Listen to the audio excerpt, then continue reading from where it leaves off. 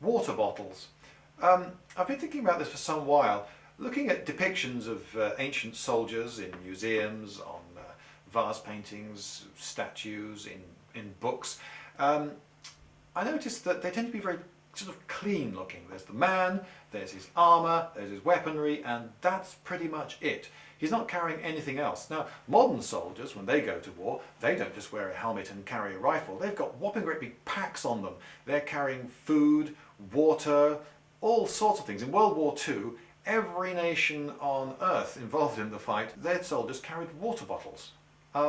It was found that, if you're in the field for any length of time, you become pretty ineffective as a soldier if you don't have access to a water supply. So, would that not also apply to ancient soldiers? I mean, they were humans, weren't they? And a lot of the ancient soldiers that we talk and write about were Romans and Greeks and Egyptians and so forth, people in the hot Mediterranean fighting in summer, which was the fighting season.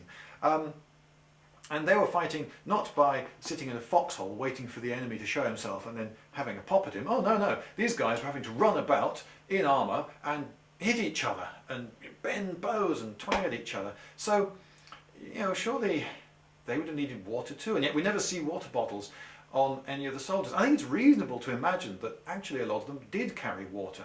Now, it's possible that not all of them had water bottles. It occurs to me, for instance, that there might have been some regime that we don't know about, it's not in any of the literature, this is pure speculation, where the guys in the first two ranks, for instance in the formation, they didn't have water bottles, and then the guys in the third rank, or the fourth rank, further back, would have perhaps a whopping great big water skin, a goat skin or whatever, full of water, and it was their job to supply water to the five guys in front of them, or something like that. But they must have had a water supply in the field, I'd have thought, because they were human and it was hot. And modern experience tells us that soldiers need water.